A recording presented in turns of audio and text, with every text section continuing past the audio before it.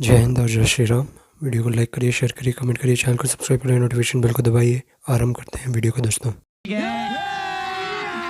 अभी मजा आएगा ना भिड़ो। Joining the debate tonight is Pradeep Bhandari, national spokesperson of the BJP. Also joining the debate tonight is Anand Ranganathan, author, scientist, political commentator.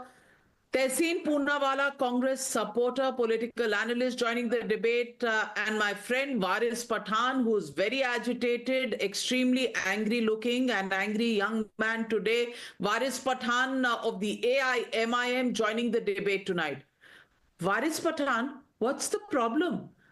There have been 111 days and so many sittings, 38 sittings of the JPC, and the opposition still has a problem with the report submitted by the JPC itself?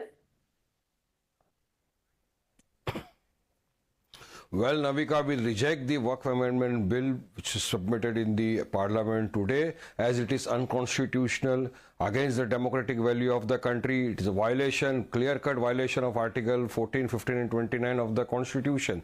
Now, 6 months the JPC was formed, they went everywhere. The committee was formed with the purpose and intention to ensure that no impartiality is done there. But what happened there? Our party president Asad Owaisi was one of the members, and he had given certain points of dissent. The dissenting notes were removed. There were certain paragraphs that were missing. Why? That is why we say the intentions of the BJP and the NDA government is a mala fide. The intentions are to usurp our Waqf property belonging to our poor Muslims. They want to usurp the property of our masjid, our madrasas, our orphanages by bringing this kind of laws. Now tell me, Navika, will a collector be able to identify that this property is a Waqf or not a Waqf property? How can he say so? And if Hindu Endowment Act, Hindu Endowment Board, no other person rather than a Hindu can enter, why you want to Hindus to enter into the Waqf property? Why? What is the intention? So we say that this thing, after our party president and the others, opposition leaders today went and met the speaker. The speaker directed them that, okay, if you have objection that your points were not taken into consideration, it be added. 5 crore plus Muslims have given their dissent notes. 5 crore plus Muslims had said that we object the bill. The All India Muslim Personal Law Board has today categorically stated so, but the Modi government did not listen to them. This is just a way of dictatorship. You bring a law which without following due process, and now it is with the JPC to explain why the dissenting notes were not taken into consideration. So taking all this into consideration, let me call your bluff number one, Waris Pathan. May I tell you, you say, why is inclusion of non-Muslims there in Waqf board? Why is the government proposing that? May I tell you, according to Section 3A of the Waqf Act, the collector cannot decide whether the property is Waqf or no. One minute, thoda sun bhi lijiye. Incoming free outgoing free incoming ban mat कीजिए, थोड़ा incoming भी होने दीजिए. According to Section 3A of the Waqf Act 1995, beneficiary can be non-Muslim. They can also be considered persons interested in accordance with Section 3K. So if non-Muslims can be beneficiaries, then why can't they be members of the Waqf board?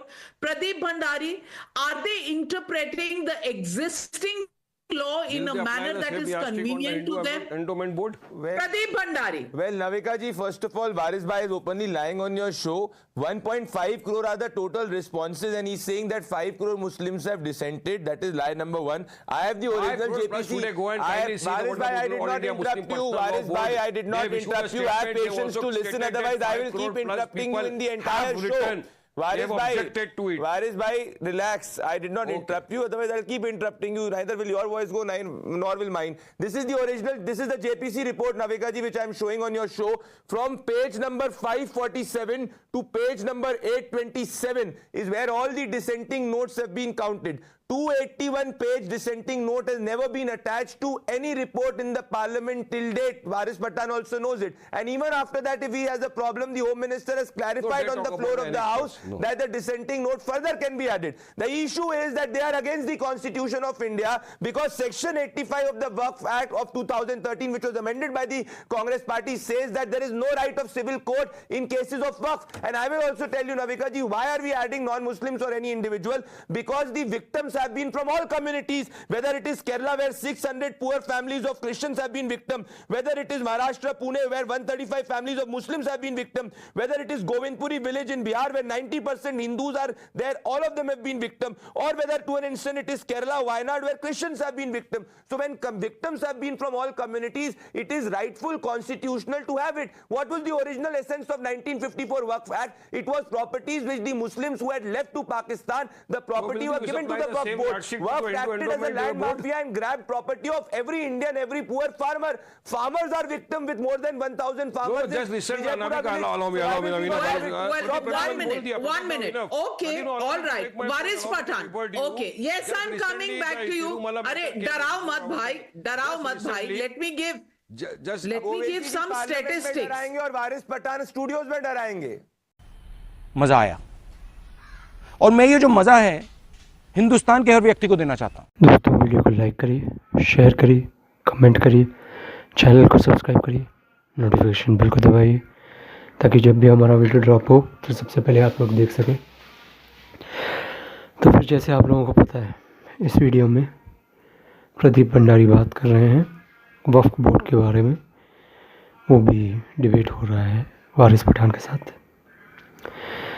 तो फिर ये जो एक configuration है, ये एक दुविधा धारण एक बिल है इंडियन कॉन्स्टिट्यूशन के अंदर थोपा गया.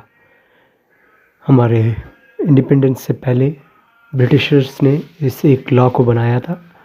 उस लॉ को और ज़्यादा टीथ और पावर दिया हमारे जवाहरलाल नेहरू ने, और उसके बाद कांग्रेस के जो प्राइम मिनिस्टर थे नरसिम्हा राव, जिनके कारण हमारे देश में जो एक इकोनॉमिक बूम हुआ, लिबरलाइजेशन हुआ, उन्होंने जो ये खालिस्तानी प्रॉब्लम है उसको रेक्टिफाई किया और कुछ हद तक बहुत सारे इंडिया में जो प्रॉब्लम्स थे उसको रेक्टिफाई किया. मैं बोलता हूँ is one of the best prime ministers of India and one of the best prime minister India has ever had, क्योंकि उन्होंने इकोनॉमिक पावर भी दिया हमें और हमारा राम मंदिर का जो बनाने का फॉरवर्ड मूवमेंट हुआ उनकी कार्यकाल में हुआ. पर उस राम मंदिर का बनने के बाद जो उधर स्ट्रक्चर नीचे गिरा था, उस स्ट्रक्चर गिरने के बाद क्या हुआ आप लोगों को पता ही होगा कि हमारे देश में जो एक लिबरल कबाल थी वो उनके पीछे पड़ गई थी, और उनके पीछे पड़ के मतलब कांग्रेस के पीछे पड़ गई थी, और कांग्रेस के अगेंस्ट बहुत सारे जो हमारे शांति दूत कम्युनिटी है, पीसफुल कम्युनिटी, वो उनके जो लोग हैं वो पड़ गए थे. और उनको प्लेकेट और उनको शांत करने के लिए हमारे नरसिम्हा राव जी ने बहुत सारे लॉज लेके आए जो प्रो मुस्लिम्स थे, जैसे places of worship act, Waqf board का जो ये एक्ट है, इस एक्ट को लेके आए. और इसके कारण हमारे देश में एक वक्त में जो एक ऑर्गेनाइजेशन के पास बस 3 लाख एकड़ का ज़मीन हुआ करता था, उससे भी कम हुआ करता था, और धीरे धीरे ये हमारे जो लैंड है उसको इंक्रोच करते गए. ये बेसिकली एक लैंड माफिया बन गया, और उस लैंड माफिया को बनने के कारण हमारे देश के जो लीडर्स हैं वो रोक भी नहीं पाए. और बहुत सारे लोगों को लग रहा था कि ये एक रिलीजियस अंडरहैंडिंग है, तो फिर लोगों को लग रहा था कि सगा इन कम्युनिटी को हम दे रहे हैं थोड़ा सा पावर, उस पावर को ये मिसयूज़ नहीं करेंगे, उनको लग रहा था. पर ये नहीं हुआ. ऐसा मिसयूज़ हुआ कि हमारे देश में जो लैंड होल्डिंग है, सबसे ज़्यादा लैंड होल्डिंग है डिफेंस का, उसके बाद रेलवेज़ का, तीसरा है वक्फ बोर्ड का. ये वक्फ बोर्ड हमारे पुराने जो 1500 साल पुराने, 2000 साल पुराने, 500 साल पुराने टेम्पल्स जो हैं उसको भी वक्फ लैंड बोल रहा है. हमारे जो कुंभ मेले की जो स्थान है प्रयागराज त्रिवेणी संगम वाला एरिया, उधर जो प्रयागराज में जहाँ कुंभ मेले में लोग बैठ के अपना गुजर बसेरा कर रहे हैं, उधर बैठ के टेंट में बैठ के खाना वाना खा रहे हैं, जहाँ होटल है, सारे एरिया को इनकी जो एक बंदे ने बोल दिया कि ये हमारा वक्फ है, और कुंभ के एरिया को भी वक्फ बोल दिया। पर आप लोगों को तो पता ही है, योगी आदित्यनाथ एक ऐसे चीफ मिनिस्टर हैं जो जब भी ऐसा गलत चीज़ें एक कम्युनिटी करने की कोशिश करता है तो फिर उन्होंने ही तो लेके आए थे, बटोगे तो कटोगे। तो फिर वही किया उन्होंने बोला अगर तुम ये सब करोगे तो फिर हम पूरे यूपी में जो तुम्हारा अवैध जगहों को तुमने हड़प के रखा था, उस सारे जगहों को हम धीरे धीरे छान के निकालेंगे, और जो आपने गवर्नमेंट से लैंड हड़प लिया था उस गवर्नमेंट को वापस ले लेंगे। जो इंडिविजुअल्स हैं उनसे ये हड़प लिया है, जो मुसलमान भी हो सकता है, पर मेरे को तो लगता है ज़्यादातर हिंदू ही हैं, क्योंकि इन लोगों को एक इस लॉ में ऐसा ओवर रीचिंग ओवर पावरफुल एक निज़ाम दे दिया था कि ये किसी भी लैंड को जाके बोल देते थे कि हमारा है तो फिर हमारा है। ये बोल दें अगर हमारे सामने एक घर एक फ्लैट लगा के रखा है, उस फ्लैट को देख के बोल दिए फ्लैट हमारा है, तो फिर बोलने के बाद ये बस एक उर्दू पेपर में इश्तिहार लगाते हैं, बोल दिए कि जिसको भी ऑब्जेक्शन है वो दे सकता है। 5 लोग इस उर्दू पेपर को पढ़ते हैं, उस उर्दू पेपर में लगा देंगे और वो बंदे को पता भी नहीं चलेगा कि उसका जो घर है वो वक्फ बन गया है। बाद में उसको पता चलेगा जब वो कुछ इसका बेचने उसको गिरवी रखने जाएगा, तो फिर लोग गवर्नमेंट ऑफिस में जाएगा तो गवर्नमेंट बोलेगा, जो वक्फ बोलेंगे, और गवर्नमेंट कलेक्टर भी बोलेगा कि ये वक्फ लैंड बन चुका है आपका, ये आपका घर नहीं है। अभी आपको प्रूव करना है कि आपका ये घर है, वक्फ लैंड नहीं है। उल्टा होना चाहिए, जहाँ भी एक जूरिस्प्रूडेंस होता है वो जो पीपल हु आर जो दावा लगा रहे हैं उनका ज़िम्मा होता है कि वो प्रूव करें कि ये लैंड हमारा है। उल्टा नहीं, ये नहीं होता है कि जिसके ऊपर तुमने लगाया है तहमत उसको प्रूव करना पड़े कि ये लैंड मेरा है। तो फिर ये जो इस वीडियो में वारिस पठान, आप लोगों को तो पता ही होगा, रज़ाकार पार्टी ये ऐसी पार्टी है जो इंडिया को बिल्कुल अजीबोगरीब तरीके से देखते हैं। इसको जो एक विचारधारा है, ये विचारधारा बिल्कुल एंटी हिंदू विचारधारा है। इसलिए तो इनके पार्टी के जो चीफ है, उनके भाई हैं, वो तो अनाप शनाप बोल देते हैं 15 मिनट से पुलिस हटाओ तो फिर हम दिखा देंगे।